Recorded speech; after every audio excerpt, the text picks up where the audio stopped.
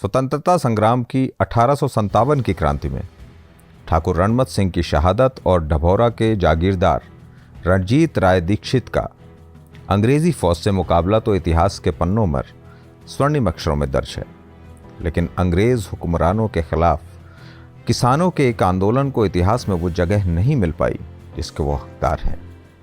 इसे लोग चावल आंदोलन के नाम से जानते हैं, जिसमें 2 किसान नेता शहीद भी हुए थे। क्या था चावल आंदोलन और वो शहीद कौन थे, नई पीढ़ी को यह सब बताया जाना बहुत जरूरी है। वर्ष 1947 का आरंभ हो चुका था। प्रारंभिक महीना ही चल रहा था। ब्रिटिश सरकार भारत से जल्द अपनी वापसी चाहती थी।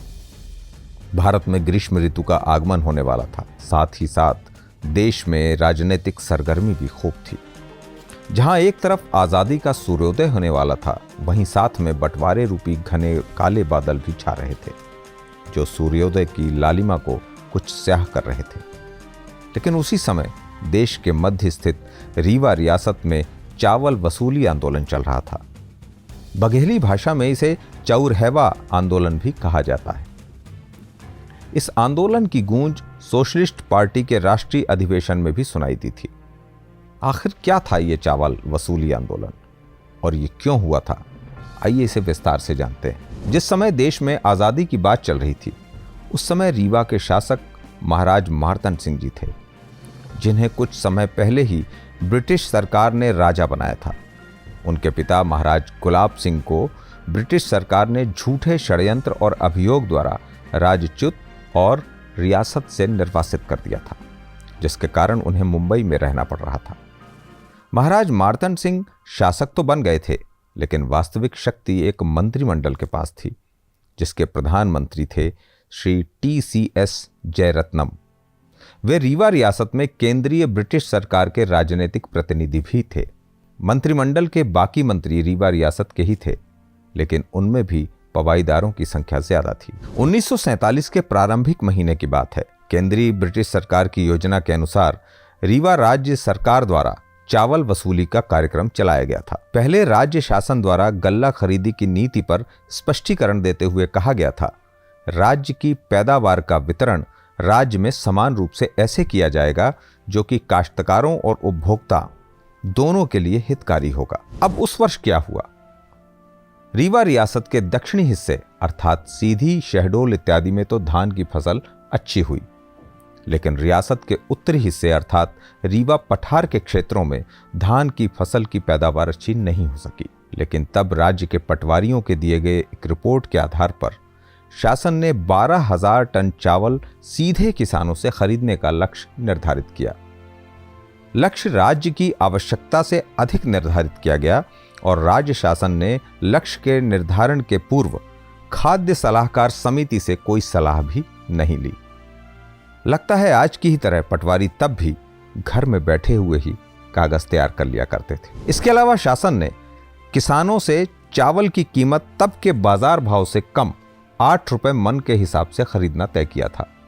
इसमें वसूली केंद्र तक के ढुलाई का खर्च भी शामिल था। ऊपर से एक और शर्त भी थी, यह राशि नकद न देकर लगान के रूप में समायोजित किए जाने वाली थी। चूंकि जैसे हमने पहले भी बताया था कि रियासत के दक्षिणी इलाके में तो धान की पैदावार खूब हुई थी, यह क्षेत्र धान उत्पादन के अनुकूल भी था, इसलिए यहाँ के काश्तकारों ने तो कोई विरोध नहीं किया। लेकिन उपज कम होने के कारण उत्तरी क्षेत्रों के किसानों को राज्य शासन के इन नियमों से परेशानी होना स्वाभाविक था। अतः राज्य प्रजामंडल के कार्यकर्ता और कांग्रेस नेता शंभूनाथ शुक्ल ने किसानों के साथ जाकर रीवा राज्य के तत्कालीन प्रधानमंत्री से मुलाकात करके मांगे बताई। उनकी प्रमुख मांगे ये थीं, 2 या 3 एकड़ से कम जमीन वाले किसानों से कोई वसूली न की जाए। प्रति एकड़ पैदावार 5 मन की जगह 3 मन मानी जाए। किसानों के घर से चावल वसूली केंद्र तक ढुलाई का खर्च राज्य सरकार वहन करे। चावल की कीमत 8 रुपए मन की जगह 10 रुपए प्रति मन तय की जाए और चावल का नकद भुगतान उसी तरह किया जाए जैसे ब्रिटिश सरकार के राज्यों में किया जाता है। ग्राम पंचायतों के माध्यम से रेवेन्यू रिकॉर्ड में उचित सुधार करके वसूली की जाए। इसके अलावा शासन द्वारा किसानों को नमक तथा गुड़ वसूली केंद्रों में ही दे दिया जाए। किसान प्रजामंडल के माध्यम से ये मांग भी कर रहे थे कि इस क्षेत्र में शीघ्र ही जनता की सरकार कायम की जाए, क्योंकि रीवा का वर्तमान मंत्रिमंडल पवाईदार और इलाकेदार वर्ग के वर्चस्व के कारण जनता का उचित प्रतिनिधित्व नहीं करता है। प्रधानमंत्री द्वारा वादा किया गया इन मांगों पर मंत्रिमंडल पर विचार जरूर किया जाएगा, लेकिन राज्य सरकार की कानों में जूं तक न रेंगी और इसके बाद सरकार ने चावल वसूली का कार्यक्रम जारी रखा। इस कारण किसान भी वसूली केंद्रों में न ले जाकर इन परिस्थितियों से बचने के लिए चावल छुपा कर रखने लगे। सरकार ने गांवों में पुलिस भेजकर घरों में तलाशी लेनी और चावल को जब्त करके वसूली केंद्रों में ले जाना शुरू कर दिया। पुलिस और प्रशासन की इस जबरन चावल वसूली से किसानों में रोष भर गया और गांवों में इसका विरोध होने लगा। 28 फरवरी 1947 को शुक्रवार के दिन राज्य प्रशासन ने पूरी तैयारी के साथ रीवा से लगभग 20 किलोमीटर दूर गुढ़ तहसील के बदवार गांव में चावल वसूली का कार्यक्रम बनाया। आसपास के गांव के लगभग 5000 किसान भी सरकार के इस जबरन चावल वसूली कार्यक्रम के विरोध में संगठित होने लगे। गांव वालों के विरोध को देखते हुए प्रशासन भी काफी मुस्तैद था। पटवारी, कानूनगो, तहसीलदार, थानेदार, सुपरिटेंडेंट ऑफ पुलिस, राज्य के इंस्पेक्टर जनरल और डिप्टी कमिश्नर के साथ भारी मात्रा में पुलिस बल गांव में उस दिन उपस्थित था। प्रशासन के लोगों ने गांव वालों से चावल मांगा, लेकिन किसानों ने चावल देने से इनकार कर दिया। पुलिस वालों ने 3 लोगों को गिरफ्तार किया।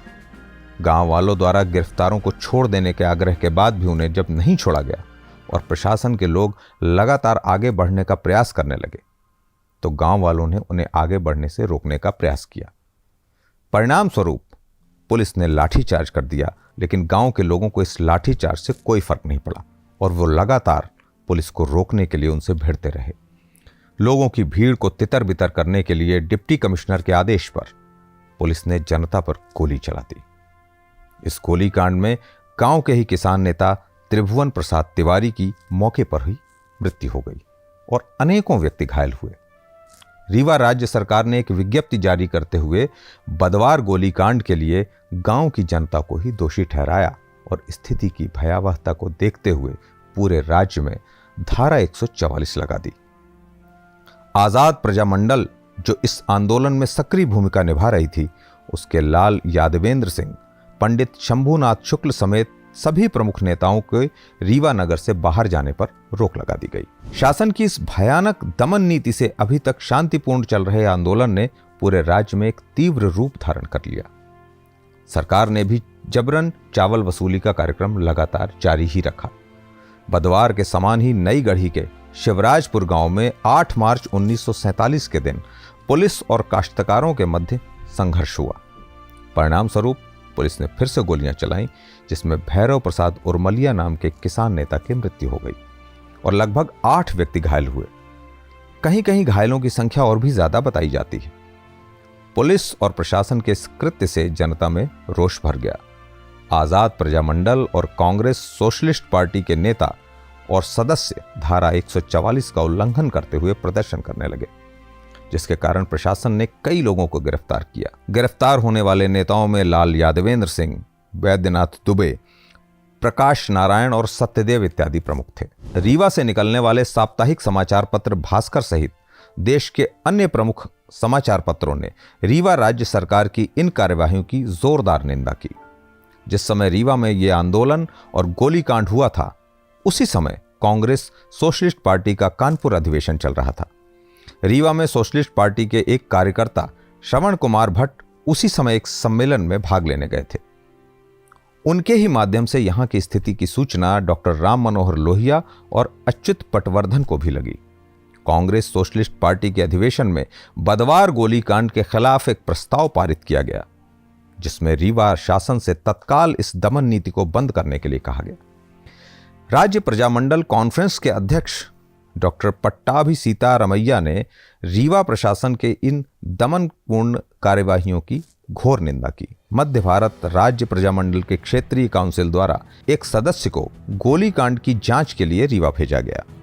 रीवा राज्य शासन ने भी इस समस्या के स्थायी समाधान हेतु प्रयत्न करना आरंभ किया। रीवा राज्य के प्रधानमंत्री ने हालांकि 7 मार्च को ही सभी प्रमुख राजनीतिक दलों के प्रतिनिधियों के साथ मुलाकात कर चर्चा ली थी। राज्य शासन ने गल्ला वसूली की नीति को लेकर बड़े किसानों और पवाईदारों से सहयोग लेना प्रारंभ कर दिया, जिसके परिणाम स्वरूप यह आंदोलन धीरे धीरे करके समाप्त हो गया। स्वतंत्रता संग्राम में जहां हम रणमत सिंह, रंजीत राय दीक्षित, श्याम शाह, ठाकुर सरयू सिंह और ठाकुर रघुवीर सिंह और क्रांतिकारियों के नाम लेते हैं, उनका नाम इतिहास में दर्ज है।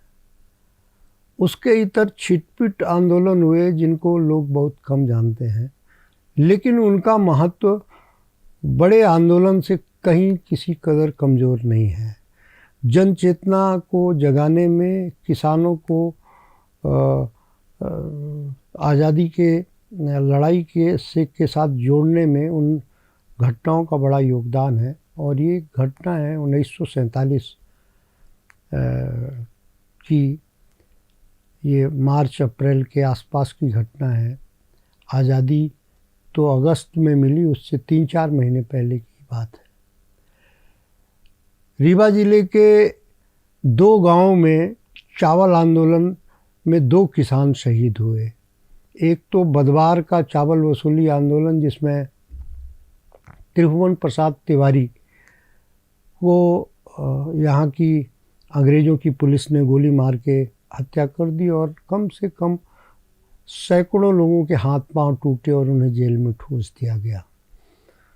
एक हफ्ते बाद इसी तरीके का आंदोलन हुआ नईगढ़ी के पास शिवराजपुर, और वहाँ भैरव प्रसाद उर्मलिया को इसी तरीके से मारपीट की गई और गोली मार दी गई। दरअसल इस आंदोलन के पीछे विंध्य प्रदेश के शोषण की जो पराकाष्ठा है वो एक जिम्मेदार थी। शोषण में के चक्रव्यूह में यहाँ की जनता फंस गई और शिवराजपुर में और बदवार में किसानों ने जब प्रतिरोध किया, और उस ज़माने में भारी संख्या में प्रतिरोध हुआ, 10-10 हज़ार की संख्या में किसान सड़क अपने घरों से निकल के सरकारी तंत्र के विरोध में खड़े हो गए, तो डेलिबरेटली उन पर गोली चलाई गई। आतंक फैलाने के लिए, आतंक बैठाने के लिए और सिर दोबारा न उठाएं इसके लिए गोलियां चलाई गई। और एक चीज़ ज़रूर जानना चाहिए लोगों को, ये क्यूरियोसिटी है कि आखिर विंध्य क्षेत्र में ऐसा क्या था कि समाजवाद ने यहाँ पे जड़ें जमा लीं और समाजवादी आंदोलन यहाँ इतना प्रखर हुआ कि भविष्य में विंध्य प्रदेश की यदि सरकार मर्जर होने के नहीं होता और सरकार कोई बनती तो विंध्य प्रदेश में सोशलिस्ट पार्टी की ही सरकार बनती। उसकी बुनियाद में ये बदवार और शिवराजपुर का किसान आंदोलन है, और जिसको अंतस से महसूस किया सोशलिस्ट पार्टी के नेताओं ने। और ध्यान होना चाहिए कि जनवरी 1950 में हिंद किसान मजदूर पंचायत का एक राष्ट्रीय अधिवेशन हुआ, जिसमें रामनंदन मिश्र, डॉक्टर राम मनोहर लोहिया से लेके जयप्रकाश नारायण और सब स्टालवार्ड जितने थी सोशलिस्ट पार्टी के, और वो यहाँ पर इकट्ठा हुए। और उस अधिवेशन में जो प्रस्ताव पारित हुए आज भी किसानों की के लिए एक बड़ी गाइडलाइन है कि किसानों के साथ शासन प्रबंध के किस तरीके से रिश्ते होने चाहिए और किसानों का शोषण रुके, उनका दमन रुके किस तरीके की। तो उसमें उसी में दाम बांधो, लागत तय करो और किसानों को सहूलियतें देने और लगान माफ़ करने जैसे बहुत सारे प्रस्ताव पारित हुए थे। और 1950 के बाद 1970 के दशक तक पूरे देश में रीवा का जो किसान मजदूर है वो सोशलिस्ट पार्टी के झंडे के नीचे हमेशा से आंदोलित रहा, और उसकी मिसाल, उसकी नज़ीर आज तक दी जाती है। लेकिन इस आंदोलन ने किसानों में अपने अधिकारों को लेकर ऐसी चेतना जागृत की थी कि 50 से 70 के दशक तक विंध्य देश भर में किसान आंदोलन का केंद्र बना रहा। यहाँ तक कि सोशलिस्ट पार्टी ने रीवा में ही हिंद किसान मजदूर पंचायत की नींव रखी, जो अपने समय में पूरे देश के किसानों का प्रखर प्रवक्ता बना। तो ये थी चावल आंदोलन को लेकर शब्द सांची की एक रिपोर्ट, जिसे आपको जानना बहुत ज़रूरी था। आपको ये रिपोर्ट कैसी लगी हमें कमेंट में ज़रूर बताएं। हमसे जुड़े रहने के लिए बहुत बहुत धन्यवाद। नमस्ते।